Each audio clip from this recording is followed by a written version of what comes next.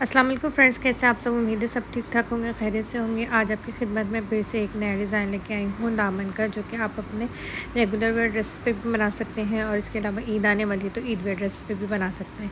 यहाँ पर मैंने अपनी शर्ट को कटिंग कर लिया है। उसके बाद बॉटम साइड से मैंने 3 इंच का दामन लंबाई में लेकर उसको कट करके अलग कर लिया, यानी कि आपका जो फ्रंट का दामन होगा उसकी लंबाई आपकी बैक दामन के हिसाब से 3 इंच कम हमने रखनी है। यहाँ पे आप चाहे तो डायरेक्ट भी कटिंग कर सकते हैं, लेकिन मेरी टिप यही है कि आप पहले पूरी शर्ट कट कर लीजिए, उसके बाद 3 इंच का दामन अलग कीजिए। इसके बाद मैंने यहाँ पर बुकरम ली है। बुकरम को मैंने फ़ोल्ड करके रखा है। इसकी जो चौड़ाई है वो इतनी ही ली, आधी इंच ज़्यादा ली है मैंने दामन के। और इसके अलावा इसकी जो लंबाई है वो मैंने 3.5 इंच ली है। इसके बाद मैंने एक कार्डबोर्ड लिया है, जिसको मैंने स्क्वायर कट किया है। 2 इंच इसकी लंबाई है और 2 इंच इसकी चौड़ाई है, क्योंकि स्क्वायर की जो लंबाई और चौड़ाई होती है वो सेम होती है। अब यहाँ पे मैंने 2 क्रॉस में लाइन लगाई है। एक क्रॉस लाइन को मैं यहाँ पे कट करूँगी। इस तरीके से देखिए हमने यहाँ पे एक ट्रायंगल बना लिया। अब ये देखें इसके सेंटर में भी एक लाइन आ गई है। तो आपने इस तरह के कार्डबोर्ड को कभी भी बना के ना डिस्कार्ड नहीं करना होता है, ये बाद में भी काम आ जाते हैं। मैं इसकी स्लीव्स डिज़ाइन जब बनाऊँगी तो इसी कार्डबोर्ड को यूज़ करूँगी, इंशाल्लाह आपके साथ वो भी शेयर करूँगी। तो ये देखिए यहाँ पर मैंने बुकरम को इस तरह से फ़ोल्ड करके रखा था। उसके बाद में इसको लंबाई में इस तरह से फ़ोल्ड करूँगी। आप चाहें तो इसको फिर मार्किंग करके इसके सेंटर में एक लाइन ड्रॉ कर लीजिएगा, लेकिन ये आसान तरीका है कि आप जस्ट इस बुकरम को इस तरह से फ़ोल्ड कीजिए और इसके सेंटर में एक क्रीज़ बना लीजिए और उसके बाद इसको ड्रॉ कर लीजिए। तो जो आपको आसान मेथड लगे आप वो कर लीजिएगा। मैं आपके साथ वही मेथड शेयर करती हूँ जो मुझे ज़्यादा आसान लगता है और क्विक लगता है, ताकि जल्दी से हमारा जो काम है वो हो जाए। हमें और भी घर के काम करने होते हैं, तो साथ साथ हमें ये सारी चीज़ों को भी लेके चलना होता है। तो क्विक मेथड मैं आपके साथ शेयर करती हूँ, जो मुझे लगता है कि सबसे ज़्यादा आसानी से जो भी काम जिस तरह से हो सकेगा मैं आपसे वही शेयर करती हूँ। ठीक है, इस तरीके से देखें। अब हम बुकरम को खोलेंगे और बाकी की बुकरम पे भी सेंटर की लाइन ड्रॉ कर लेंगे। पूरे बुकरम पे सेंटर लाइन ड्रॉ करने के बाद इसको मैंने फिर से फ़ोल्ड करके रखा है और इसके सेंटर में मैंने मार्क कर लिया है। ठीक है, अब यहाँ हमने ट्रायंगल रखना है जो मैंने मार्क किया था सेंटर में वहाँ पर, और उसके बाद ट्रायंगल को ड्रॉ कर लेंगे इस तरीके से। उसके बाद मैंने एक और ट्रायंगल ड्रॉ करना है, तो इसका डिस्टेंस मैं रखूँगी 1/2 इंच। आप ये डिस्टेंस कम या ज़्यादा भी कर सकते हैं, लेकिन मेरे हिसाब से 1/2 इंच का जो डिस्टेंस है ना वो बिल्कुल आइडियल था। ना ये ज़्यादा था ना ये ही कम था। इस तरह से 1/2 इंच का मार्क लगाते हुए आप इसको ड्रॉ करते जाइए ट्रायंगल को इसी तरीके से। ठीक है, ये देखिए मैंने सारे ट्रायंगल को ड्रॉ कर लिया। आखिर में मैंने ट्रायंगल को छोड़ दिया है यहाँ पर, क्योंकि यहाँ से ये बुकरम भी कट हो जाएगी अभी, और अगर हम इसको ड्रॉ करेंगे तो ये बाद में हमारे लिए मसला।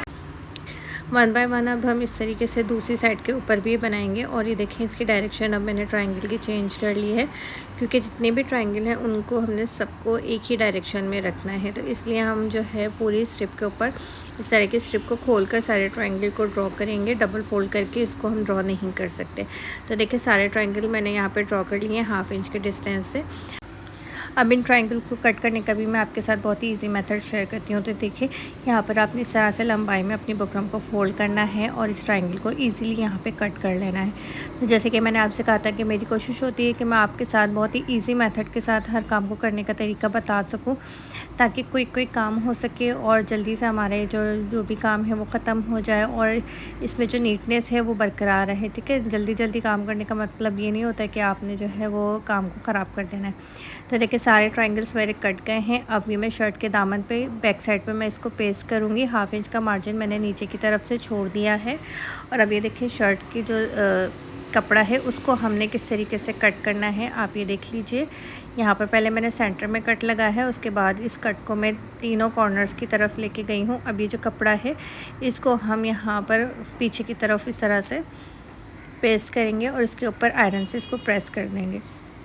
अब देखिए जल्दी जल्दी मैं आपको ये दिखा रही हूँ कि क्विकली आपने ट्रायंगल्स किस तरह से बनाने। एक एक ट्रायंगल नहीं बनाते हम, यहाँ पर हम 2 से 3 ट्रायंगल एक साथ बना लेते हैं। तीनों ट्रायंगल्स पे देखें मैंने यहाँ पर ग्लू लगाया है, तीनों कपड़ों को एक साथ पीछे की तरफ फोल्ड किया है और अब तीनों के ऊपर एक साथ आयरन चला दूँगी। ये देखिए इस तरीके से हम यहाँ पर काम करते हैं, तो हमारा काम जो है वो जल्दी भी हो जाता है और नीटनेस के साथ भी। यहाँ पर अब ऑर्गेन्जा फैब्रिक लेंगे, जिसको मैंने डबल फोल्ड करके रखा हुआ है। इसकी चौड़ाई अपने दामन से 1 इंच ज़्यादा लेंगे और इसके अलावा इसकी जो लंबाई है वो 8.5 इंच ली है। ठीक है। इसको नीचे की तरफ इस तरीके से रखेंगे और ये जो हमारा दामन है ना, इसकी जो बैक साइड पे हमने आधा इंच का मार्जिन रखा था बुकरम से नीचे, इसको भी ऊपर की तरफ फोल्ड करेंगे, ग्लू लगाएंगे और इसको यहाँ पे पेस्ट कर देंगे। तो ठीक है, यहाँ पर आप ये चीज़ लाजमी कर लीजिएगा कि कपड़े को ऊपर की तरफ फोल्ड करके और ग्लू करके इसको पेस्ट कर लीजिएगा। तो देखिए पूरे कपड़े को मैंने इस तरह से ग्लू करके पेस्ट कर लिया है। अब ये जो मेरी ऑर्गेन्जा है, इस पर हमने 4 इंच का मार्क लगाना है, क्योंकि 3 इंच का जो हमारा मार्क था वो हमारा दामन था जो हमने एक्स्ट्रा यहाँ पे कट कर दिया था। और इसके बाद 4 इंच हम जो 1 इंच इसका नीचे से फोल्डिंग लेंगे वो हम ले लेंगे। तो इस तरह से जो टोटल 4 इंच हो जाएगा, तो 4 इंच पर आपने इस तरह से थोड़े थोड़े डिस्टेंस पर मार्क लगा लेना है। ऑर्गेन्जा का मैंने यहाँ पर सेंटर कर लिया है ताकि दामन का सेंटर और ऑर्गेन्जा का सेंटर एक साथ ही रहे। इस तरीके से अब ये जो हमने कट वर्क लगाया, इसकी बैक साइड के ऊपर मैंने हल्का हल्का सा ग्लू लगा के और 4 इंच का जो मार्क लगाया था वहाँ तक मैंने अपने दामन को इस तरह से सेट कर लिया है और थोड़ा सा टैप टैप करके इसको अच्छे से यहाँ पे पेस्ट कर लेंगे। ठीक है, मैंने ग्लू लगा के इसको मैंने पेस्ट कर लिया। वैसे तो ये बिल्कुल अच्छे से पेस्ट हो गया था, लेकिन फिर भी मैंने एहतियातन यहाँ पे ना पिन्स का इस्तेमाल किया है। तो 2-3 कट वर्क के बाद मैंने यहाँ पर पिन भी लगा लिए ताकि ये बिल्कुल भी मूव ना हो। ऐसा ना हो कि जब हम सिलाई करें तो ये निकल जाए ग्लू। अभी जो ट्रायंगल्स है इसके ऊपर हम सिलाई चलाएँगे। तो देखिए सिलाई चलाने का मैं तरीका आपको दिखा रही हूँ। यहाँ पर आपने एक ट्रायंगल पे सिलाई लगाने के बाद इसको दूसरे ट्रायंगल पे इस तरीके से लेकर आना है कि जो उसकी टिप है वहाँ से आपने इसको दूसरे ट्रायंगल पे लाना है। उसके बाद आप पूरे ट्रायंगल पे इसकी स्टिचिंग चलाएंगे। उसके बाद दूसरे ट्रायंगल पे लाने के लिए आपने इसके हाफ़ ट्रायंगल पर फिर से स्टिचिंग चलानी है, ये देखिए इस तरीके से। और इसको कंप्लीट करने के बाद नीचे वाले ट्रायंगल के टिप पर आप लेकर आ जाएंगे। तो ये देखिए यहाँ पर आपको सेंटर में नज़र आ रहा होगा कि धागा हमारा शो हो रहा है, लेकिन वो बाद में जाके हमारा जो धागा है वो डिसअपेयर हो जाएगा। तो इसलिए आपने बार बार धागे को कट नहीं करना है, बल्कि इसी तरीके से जिस तरह से मैं आपको दिखा रही हूँ इस तरह से आपने पूरी सिलाई को चलाते रहना है।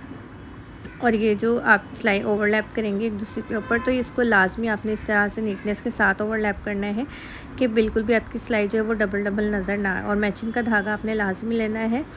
मैंने अक्सर ख़वातीन को देखा है कि वो पूरे दामन के ऊपर ना एक ही धागे को इस्तेमाल कर लेती हैं, या पूरे शर्ट के ऊपर एक ही धागे को इस्तेमाल करती हैं, क्योंकि लॉन के जो इस तरह के प्रिंटेड ड्रेस होते हैं इसमें दामन और बाकी शर्ट का डिज़ाइन भी समटाइम्स अलग अलग होता है, स्पेशली दामन के डिज़ाइन में।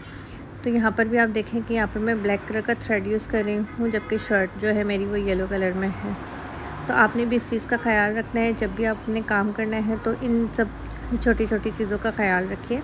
अब ये देखिए जो मैंने दामन को नीचे की तरफ फोल्ड किया था 1/2 इंच का मार्जिन, उसके ऊपर सिलाई चलाऊंगी। तो ये मैंने ग्रीन कलर के धागे से इसकी सिलाई चलाई है। इसको मैंने ब्लैक कलर का धागा यूज़ नहीं किया। देखिए मैं आपको करीब से भी दिखा देती हूँ, आपको नज़र आ रहा होगा। तो आपने इन छोटी छोटी चीज़ों का ख्याल ज़रूर रखना है।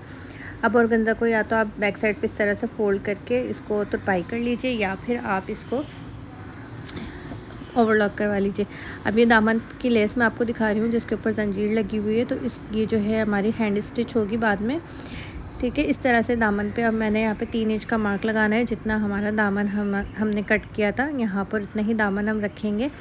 बाकी का दामन हम यहाँ पे ऊपर की तरफ फोल्ड करेंगे। ठीक है, मैंने आपको नीचे की तरफ ये फोल्ड करके इसलिए दिखाया है कि अगर आपके नॉर्मल कोई लेस वगैरह लगानी हो या आपने सिंपल इसको सिर्फ फोल्ड ही करना है तो आपने फिर इसको बैक साइड पे फोल्ड करना है। लेकिन क्योंकि मुझे इसके ऊपर लेस लगानी है तो मैं इसको फ्रंट साइड के ऊपर फोल्ड करूँगी, क्योंकि फिर ये छुप जाएगा और इससे ये होगा कि हमारी जो दामन की फिनिशिंग है वो ज़्यादा अच्छी लगेगी। बैक साइड से भी फिनिशिंग के साथ आपको नज़र आएगा, क्योंकि जो सिलाई हम ऊपर की तरफ कर रहे हैं फोल्ड करके, ये पूरी हमारी लेस के नीचे छुप जाएगी। तो इस तरह से देखें हम यहाँ पर डबल फोल्ड करते हुए कपड़े को इसके किनारे पे सिलाई लगा रहे हैं। और यहाँ पर भी मैंने धानी कलर का थ्रेड यूज़ किया, यानी कि मैंने तीसरा थ्रेड यहाँ पे यूज़ किया। तो इस तरह से देखें हमें इस डिफरेंट थ्रेड्स को यूज़ करते हुए अपना काम करना होता है। अब मैंने शर्ट को यहाँ पे फोल्ड करके रखा है इस तरीके से। अब बैक साइड की शर्ट का दामन लेंगे और उसको यहाँ पर सेट करेंगे। देखें इस तरह से मैं अभी आपको रख के दिखाती हूँ। अच्छे से पहले इसको सेट कर लीजिए, उसके बाद बैक साइड की शर्ट लीजिए और उसको यहाँ पे अच्छे से रखिए और उसके बाद इसको कट कर दीजिए। तो ये देखिए थोड़ा सा कैमरे से आउट हो गया था, लेकिन आपको आई होप कि समझ में आ जाएगा कि किस तरीके से आपने एक्स्ट्रा कपड़े को कट कर देना है।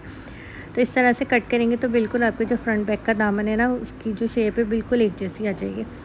तो अब यहाँ पर पहले मैं ग्लू की मदद से अपनी लेस को अटैच कर रही हूँ, उसके बाद मैं इसकी हेमिंग करूँगी। ये देखिए इस तरह से मैं इसको हैंड स्टिच करूँगी अपनी लेस को पहले, लेकिन मैं इसको ग्लू की मदद से यहाँ पे पेस्ट कर रही हूँ ताकि मुझे हैंड स्टिच करते में प्रॉब्लम ना हो।